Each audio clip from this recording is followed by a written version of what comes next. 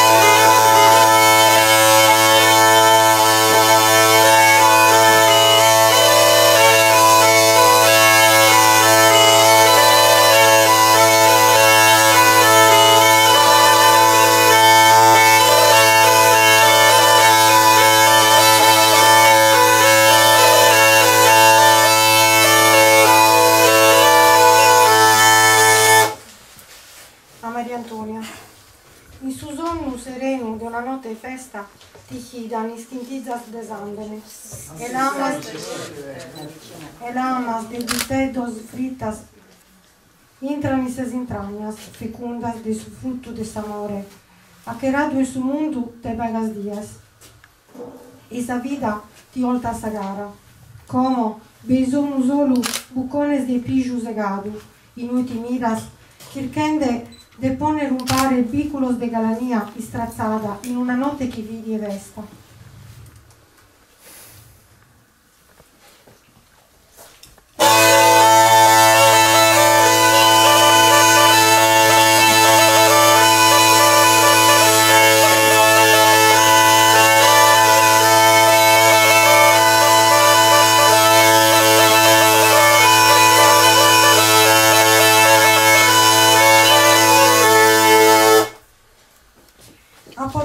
Gianna di un aposento de me das annos inserrado. Un filho e lughe de rugiadas iscudit una cadrea, su letto, su guardaroba, che los in tottue. E tutto su matessi. Nessuno ha mai che fido ischire, preguntare, fai dare, intender. Come è stora de fare fiorire, sos colores quadros in su guardaroba. Salughe de su sole intra comod, inferzende soschizzones. Un unusculo umprid s'apusentu, sa diede tristura, la san logua si spera, s'apusentu de su goro como è pronto pro rizire, pro a toppare su grasa.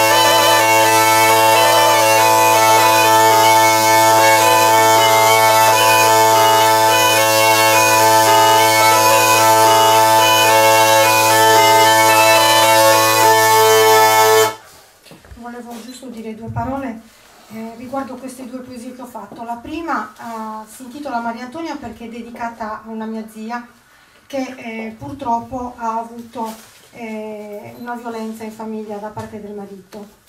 La seconda invece è una poesia che vuole essere di speranza per tutte le persone, tutte le donne che come lei ha avuto questa bruttissima esperienza e che come lei sono riusciti appunto a aprire quella porta della stanza sempre chiusa e a vedere il sole dietro la finestra sempre chiusa. Grazie.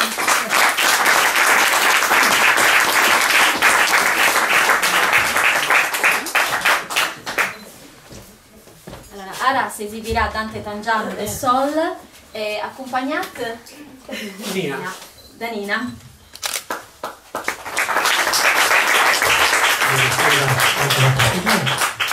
Allora, ecco, io naturalmente, perché parliamo di voi, delle donne, per cui do la precedenza a Nina e vedrete quanto la bambina sia determinata nel voler raggiungere i risultati che anche nel contesto di una materia, la musica, occorre davvero mettercela tutta per raggiungere gli scopi che uno veramente ha belli, luminosi in testa.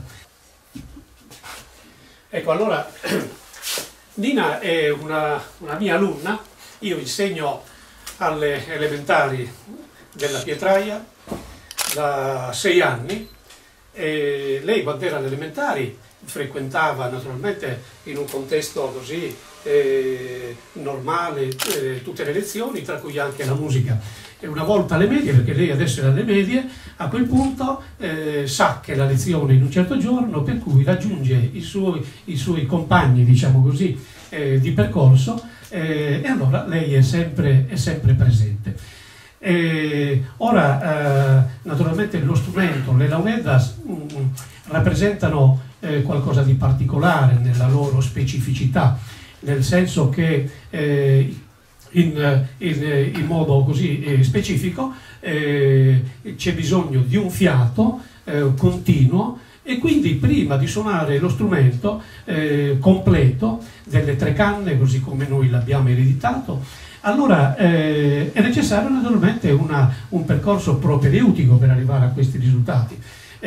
Anche perché il fiato non solo deve essere continuo, senza interruzioni, ma non deve essere manco contrassegnato da sussulti, deve essere regolare, costante e regolare, perché nel caso contrario lo strumento, delicatissimo nella sua struttura, in particolare nelle ance, le ance sono questo becco qui, c'è una linguetta sensibilissima di canna naturalmente ed è sensibilissima rispetto alle variazioni della temperatura d'ambiente, ha una salivazione del suonatore anziché no, e quindi tutte queste complessità naturalmente bisogna mettere nel conto della gestione di uno strumento abbastanza complesso, diciamo così. Quindi Nina sta seguendo questo percorso in modo davvero mirabile e adesso vi farà sentire un arrangiamento così molto significativo però di un brano molto noto, Notte de Gelo.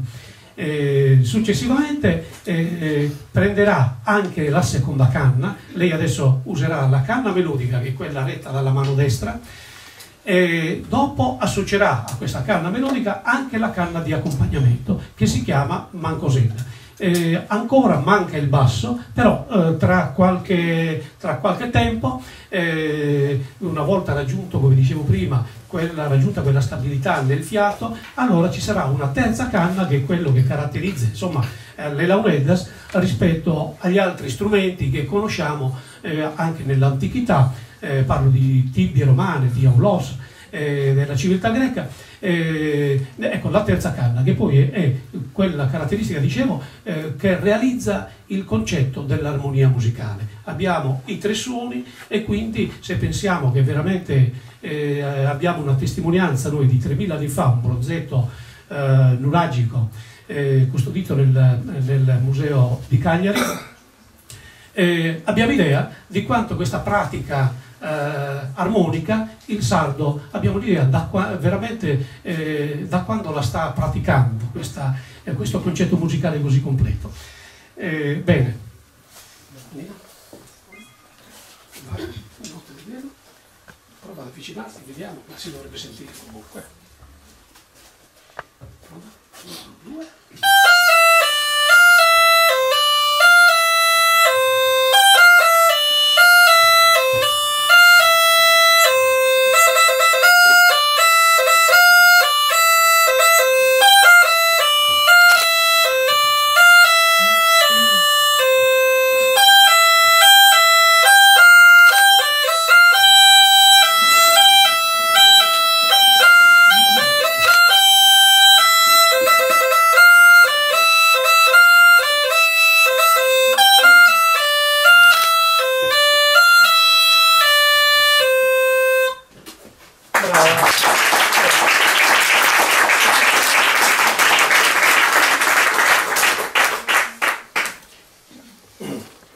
Ok?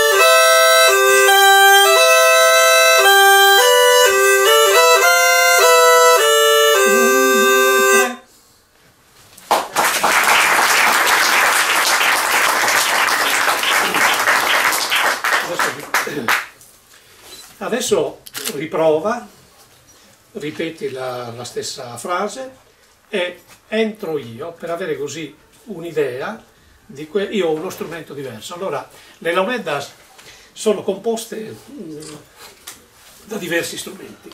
La famiglia è una famiglia numerosa, abbiamo 3 strumenti fondamentali. Lo strumento che lei si chiama punto d'organo, quello che io si chiama fiorassium. C'è un altro strumento, un terzo fondamentale, che si chiama mediana, nel senso che questi 2 strumenti non hanno, diciamo così, strutturalmente, come impianto, come temperamento, non hanno niente in comune.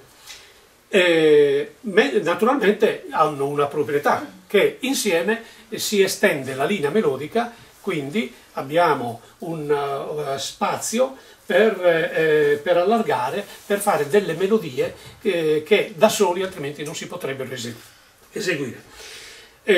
Poi abbiamo il resto fino a 8 strumenti derivati. Questi strumenti derivati, di cui vi faccio sentire dopo qualcosa, questi strumenti derivati sono praticamente come dire, l'associazione di parti degli strumenti fondamentali. Dopo vi faccio sentire qualcosa. Quindi adesso ripartiamo con la processione, vai. 1, 2.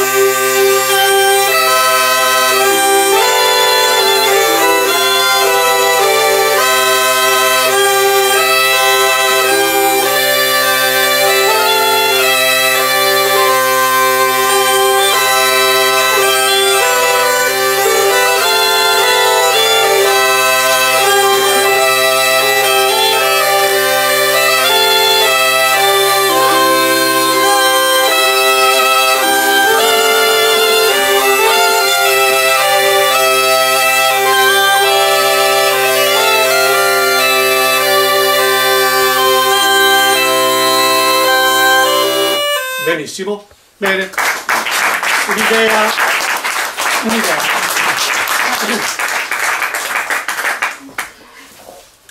Bene Nina, brava.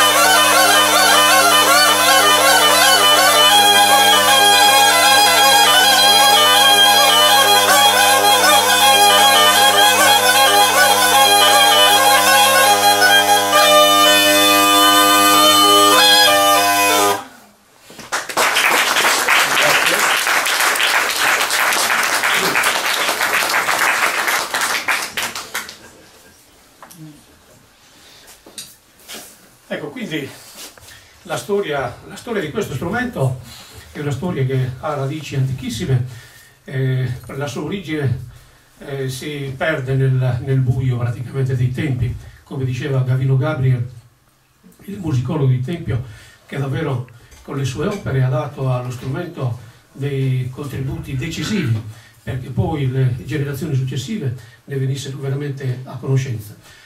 A proposito di riconoscimenti nei confronti di chi davvero ha dato tanto per le Launeddas, possiamo ricordare il musicologo Giulio Fara, il quale negli strumenti diversi di cui ho parlato poc'anzi vedeva in alcuni la voce delle fanciulle, e in altri gli strilli dei bambini, in altri ancora la voce triste delle vedove.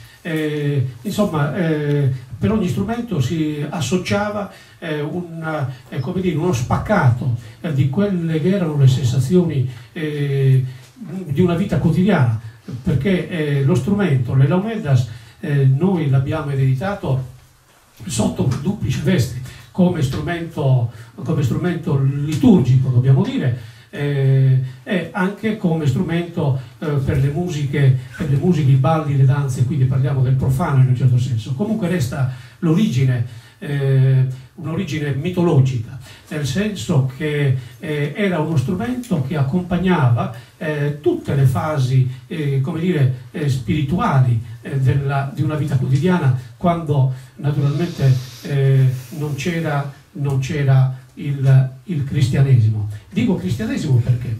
Perché in realtà il cristianesimo ha fatto proprie queste musiche quando in realtà c'erano tutti gli scetticismi e anche i contrasti, anche comprensibili, perché la musica delle Launeddas veniva associata ancora oggi pensate, ancora oggi noi abbiamo pure dei residui di questo tipo. Veniva associato, alle danze sfrenate di Dionisio, alle vicende, insomma, delle bacanti, no?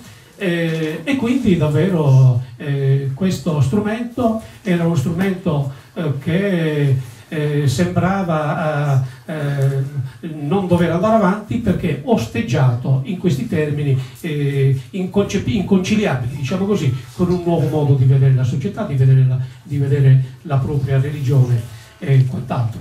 Ebbene, cosa è successo? È successo che sulla spinta di una musica che faceva proprie le sensazioni di un popolo, a questo punto